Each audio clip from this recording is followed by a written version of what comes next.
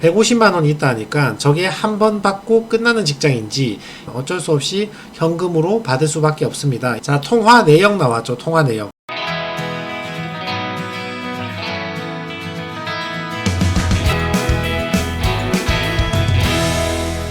네, 안녕하세요. 배동훈 변호사입니다. 오늘도 채무자 여러분들께 도움이 될 만한 사건 하나를 소개하고자 합니다. 그냥 편한 마음으로 한번 들어보시면 될 것 같습니다. 오늘 채무자는 채무는 7,700만 원 정도 있었고 재산은 가진 게 없었습니다. 이분이 건설 일용직으로 일을 하셨는데 월급은 150만 원 정도밖에 안 되셨고 자녀가 5분이나 있으셨어요. 근데 그 중에서 미성년 자녀, 지금 부양을 필요로 하는 자녀가 3명이었거든요. 그리고 채무가 발생한 이유는 생활비 채무였죠. 자, 이분의 가족관계 증명서를 보시면 자녀가 5명이나 있죠. 5명이나 있는데 그 중에서 3명만 미성년 자녀로서 부양이 필요한 상태였습니다. 이분 혼인관계의 증명서를 보시면 이혼을 하셨습니다. 그래서 현재 배우자는 없고, 자, 이분의 개인회생 채권자 목록인데요. 보시면 합계 금액이 7,700만 원 되어 있죠. 원금이 3,900만 원인데 이자가 3,800만 원 발생해서 총 합계 금액이 7,700만 원입니다. 많은 수의 채무자가 이런 경우가 많이 있습니다. 내가 원금이 100이 있으면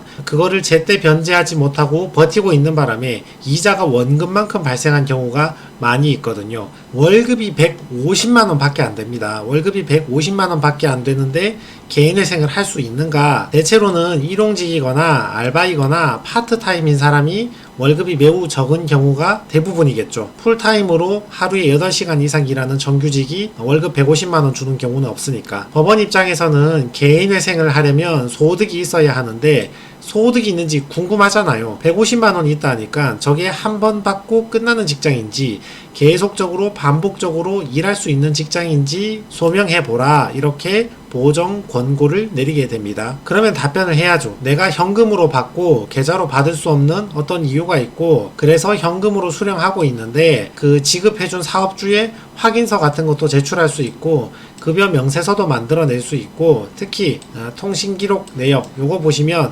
실제로 내가 오전 중에 근무 시간에 그 근무지 일대에 있다, 요런 것들을 확인해줘서 변호사는 진짜 직장이 맞습니다, 이렇게 소명을 하는 것입니다. 건설근로자 표준근로계약서를 제출했거든요. 어떤 이유든 간에 현금 받고 일하시는 분들이 많잖아요. 4대 보험은 가입을 못했어도 근로계약 같은 경우는 사장하고 둘이 앉아서 뚝딱 작성을 할 수 있으니까 이런 것들은 금방 작성해서 제출하는 거죠. 그리고 현금 수령 사실 확인서, 한 달에 150만 원을 우리가 계좌로 못 주지만 현금으로 주고받고 있다는 사실에 대해서 근로자하고 사장이 각자 서명해서 확인서를 만든 겁니다. 그리고 현금 수령 진술서, 요 진술은 무엇을 진술하는 거냐면 왜 계좌로 못 받고 현금으로 받을 수밖에 없는지 그 이유를 법원에 설명을 해줘야 되거든요. 내가 모든 계좌가 압류가 돼서 지금 통장을 못 쓰니까 어쩔 수 없이 현금으로 받을 수밖에 없습니다, 이런 취지로 진술서를 작성해서 제출해 주는 겁니다. 진술서를 써라 그러면 채무자 선생님들이 굉장히 큰 심리적 부담을 느끼는데 이게 진술서입니다. 그냥 손으로 뭐 이런저런 사유가 있어서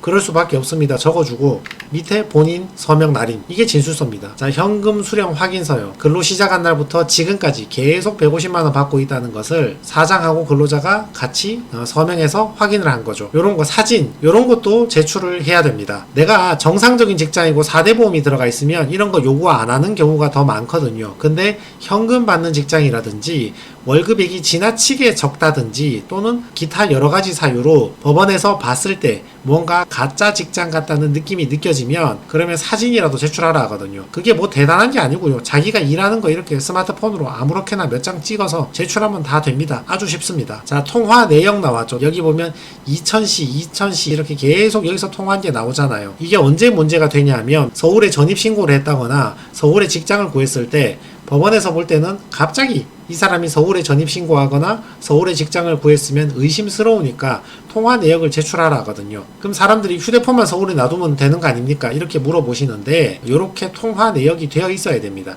계속 이천시, 여주시에서 통화된 내역이 쭉 다 드러나죠. 그러니까 이 사람은 이천이나 여주에서 직장을 구했다거나 거기에서 거주한다 그러면 법원이 믿어주는 거죠. 이분은 이제 서울에서 신청한 건 아니라서 그냥 내가 직장이 있다는 걸 소명하기 위해서 제출한 겁니다. 자, 네 번째 논점은 미성년 자녀가 3명이 있다고 했잖아요. 그러면 미성년 자녀를 이유로 내 변제금이 내려간다. 요거는 웬만한 채무자들이 이제 다 알고 계시더라고요. 근데 보세요. 내가 월급을 250만원 받는데 나하고 자녀 한 명하고 집어넣어서 2인 생계비 210만원 빼서 월 40만원 받겠다. 요거는 가능성이 있어요. 무조건 해주는 건 아닌데 이렇게 될 가능성이 있거든요. 근데 내 월급이 150만원 밖에 안 되는데 나하고 자녀 한 명하고 두 명 넣어서 210만원 빼달라 그러면 마이너스가 나오니까 변제금을 안 내겠다는 말이잖아요. 그건 안 된다고요. 그래서 내 월급이 적은 경우에는 부양 가족이 있는 것을 주장할 수도 없고, 주장했다가는 영원이 돼버리니까, 변제금이 영원이 돼버리니까 주장할 수도 없고 또 주장할 필요도 없는 거죠. 이미 월급이 낮아서 변제금이 최소 금액으로 이미 내려와 있는데 거기에 굳이 부양 가족을 더 주장할 필요도 없는 것이죠. 어차피 변제금이 낮을 것이니까. 이분은 월급이 150만원 밖에 안 됐으니까 이분의 최종 변제금이 어떻게 됐냐 하면 월 변제금이 150만원에서 1인 생계비 120을 빼고 약 30만원이 나왔죠. 요거를 3년 동안 36번 낸다 하더라도 변제금은 대략 1100만원 밖에 안 나오니까 별 부담이 없죠. 월급이 낮으니까 변제금은 낮을 수밖에 없었고 1인 생계비만 빼도 충분하지 여기에서 2인 3인 생계비를 주장할 필요가 없다, 그런 뜻입니다. 그래서 이분의 변제 계획안을 보시면 월급 150만원 요렇게 나와있죠. 150에서 대략 120 빼고 월 30인데 요거를 36번 내니까 3년 동안 1100만원 정도 내시는 걸로 이렇게 종결이 되었습니다. 굉장히 소액만 변제하는 것으로 잘 통과되었죠. 변제 기간도 4년이나 5년으로 늘어나지 않고 3년 만에 딱 끝나는 걸로 부드럽게 통과했습니다. 오늘 채무자처럼 빠르게 사건이 끝나고 쉽게 사건이 끝나는 사람들의 특징이 있어요. 어떤 특징이냐면 주식, 코인, 토토, 과소비 같은 이런 탕진성 과소비 사유가 없습니다. 이런 게 없으니까 법원에서는 조사할 게 없는 거예요. 당신이 탕진한 금액이 얼마입니까? 그 금액을 청산가치에 넣어 봅시다. 얼마를 반영할 수 있습니까? 이런 말을 할 필요가 없잖아요. 그러니까 빨리 끝나고 쉽게 끝나는 거죠. 그리고 내가 쓴 채무는 대부분 생활비 채무다. 내가 자녀가 많았다거나 또는 집에 아프신 부모님이 계셨다거나 이런 식으로 그분들을 부양하느라 생활비로 정직하게 다 쓴 채무이지 탕진성 사유가 없다. 이런 거를 보여주면 빠르게 끝나고 쉽게 끝납니다. 그래서 오늘 영상이 채무 때문에 고민하시는 분들에게 약간이나마 도움이 되었으면 좋겠습니다. 네, 이상입니다.